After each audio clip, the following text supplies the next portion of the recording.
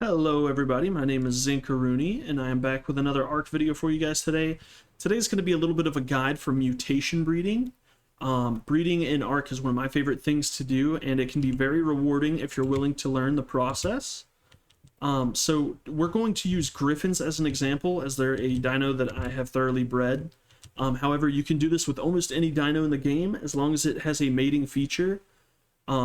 A couple key pointers to point out before we get started. Whenever you get a mutation, it will have both a stat and a color applied to it. This can be a random stat and it can be a random color.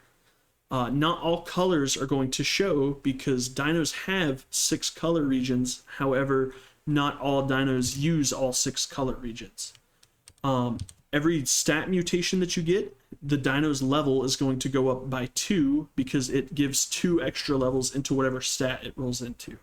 I know that sounds super complicated, but I promise I'm going to make it a lot easier for you guys if you'll just stick with me and roll with it.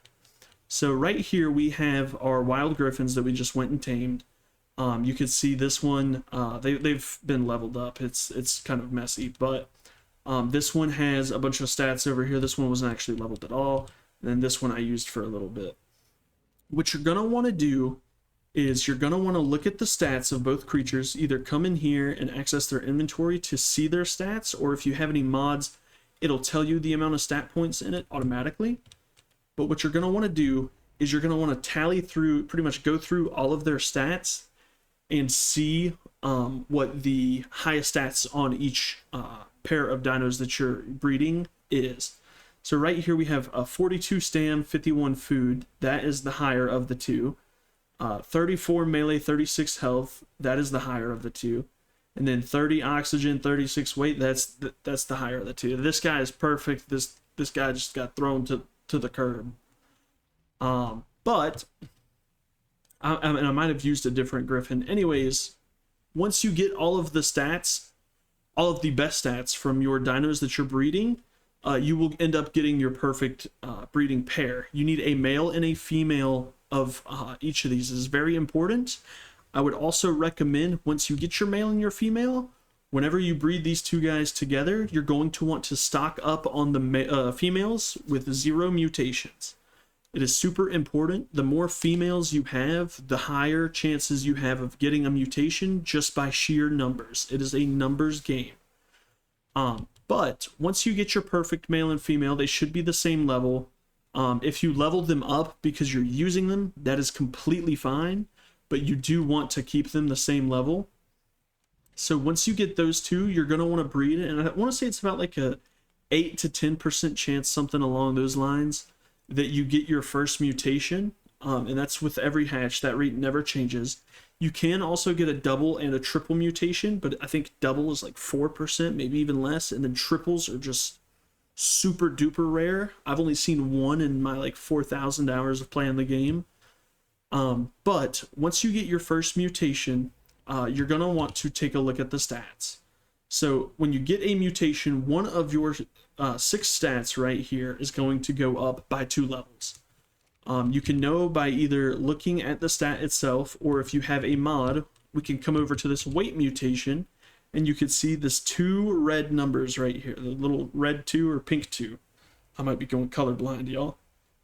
But once you see that, we know we have a weight mutation, and what we're going to want to do is we're going to take our group of females, we're going to take that male out, and then we're going to rotate that with the male with the mutation. It is very important you only use males with mutations because it will make your life much, much easier. And so once you do this with the selected stat of your choice, it doesn't matter which stat it is, you can breed however you want, you're going to want to look for your second weight mutation. And so you'll know that you'll have that whenever you have the original 2 weight and then plus another 2, so it'll say 4, or your weight will be even higher than whatever the weight number is on your first weight mutation.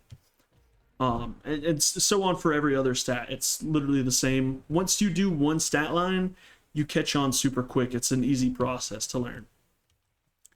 Now, whenever you decide to stop breeding mutations and you want to crossbreed everything, there's a couple things you need to note as well.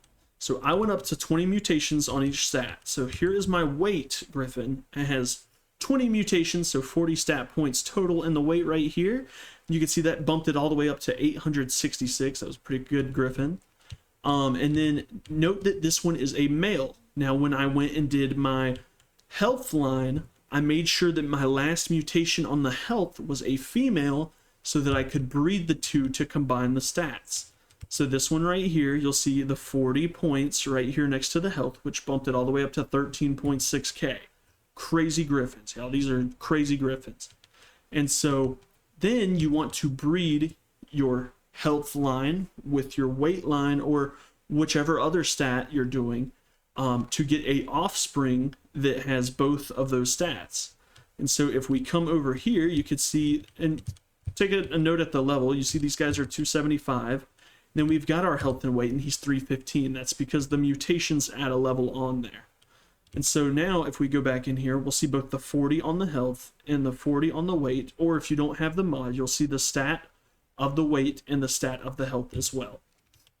And so I also went ahead and did the same thing for my stamina and my melee line. So you just repeat this process over here, but for different stats. So I went ahead and did that, and I made sure that this one was a female so I could breed it with this line right here. And so once you do that, you have all of your stats combined. You get something like this. Now the colors are not going to be there. You will get random colors. It'll be completely random. But this is the personal Griffin that I use. And you can see right here, there's the 40 health mutations. There's the 40 stamina mutations, and I've pumped a little bit in myself. There's the 40 weight mutations, and of course I've pumped a little bit myself. And there's also the 40 melee mutations. This guy hatched out at 395, which is crazy. As far as the colors go, whenever you get a random mutation, you also get a random color. Like I said, there's 6 color regions, but you can see right here that the Griffin only uses 3 of them. So region 0, region 4, and region 5 are the only regions that the Griffin uses. Some dinos will use all, some dinos will use as few as 3. So that is something to note. Now, when it comes to color breeding, you can always save the color breeding for last because it has nothing to do with the stats or the mutations. So I always save color breeding for last whenever I get my stat line fully fixed up, because then I can just keep breeding with the fully mutated Griffin to get the colors that I want thrown onto him or her. You can also try to breed the colors that you get on the side so that you have a fully colored one, and then if you want to just start breeding it into the stat line, you can do that as well. That is a little bit more complicated. I'll try to see if I can't find an example here for you guys. Let me see here. So we can see that this one has green wings. Oh, this one has a little bit more than green wings. Okay, so say, for instance, you wanted this dark green body instead of this highlighter green on this green bird. I don't know why I used 2 greens. This is not really going too good. But what you would do is you would just breed these 2, and because the only thing it cares about is the color regions, it doesn't care about the stats. When you're trying to breed for colors, you only care about the color region until you breed it into your line, and then once it's bred on your already statted up, buffed up dinosaur, then you're good to go. But so really all it is it's a coin flip. So because there's only 2 colors to pick from, it's a 50% chance for either or. So there is a 50% chance that I get this 88 green body that I want on this Griffin, or there's an 80% or a 50% chance that I get this like highlighter green color right here. And same goes with the dark green wings on this guy. It's region 0 right there, the 161. There's a 50% chance it goes on to the kid. There's a 50% chance I get 39. I think it's actually a little less because you can also get random mutations too, which would add funky colors. But that's all you have to do for the color breeding. It's super simple. Keep it away from your stat line if you can. This is kind of a rough example because These were just random colors I got during my breeding for the stats.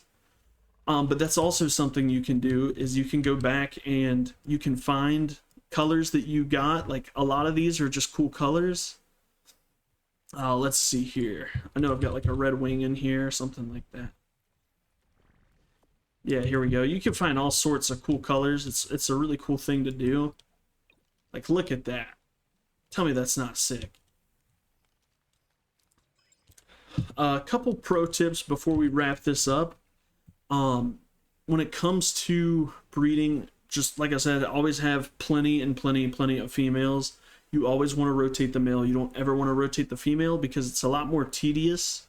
Another tip, which is only exclusive to ASA, is if you find a griffin later on that you tame that has a higher base stat. So you can see this one only has 34 stamina, which is kind of mid if I'm being honest. If I go and tame like a wild 150 griffin and it comes out with 51 stam, even though my lines have already been bred through and mutated, I can actually go on later and breed that with my mutated griffin to get that base stat implemented. Now, unfortunately, this only works for ARK Survival Ascended. It does not work for Evolved. That's one thing that I wish that they didn't do, but it's worth noting that if you're on ARK Survival Evolved, your base stats and your mutation stats are actually combined into one, which means you can't keep your mutations separate from the base stats. So that is something to note and make sure that you're paying attention to. The last tip that I think I have for you guys today is whenever you get your mutations, and I can show you as an example. So whenever I got my first weight mutation, I went ahead and changed its name to W1, so I know what stat it is, weight, and how many mutations it has in it. And I would do this throughout the whole process. It just makes everything a lot easier. So you can see that when I have my health and my weight, I combine it over here to get H20, W20. And it just makes things much easier. And then let's see here. Like you see with my current acro line, I've got 12 health mutations on this bad boy. And if we go into the box, you'll see just tons and tons and tons of acros. But other than that, yeah, just make sure you label your mutations. Keep your lines clean. Don't ever breed mutations with each other until the very end. I cannot stress that enough. That irritates the mess out of me. But I just wanted to make a quick little guide for you guys. I have a couple friends that were asking for breeding advice and breeding guides. I just figured I'd try to make a little video to help explain it to them. But if there's anything that you guys would like to see, just leave a comment down below. I appreciate you guys for watching. Like and subscribe if you enjoyed. And y'all have a wonderful day. Deuces!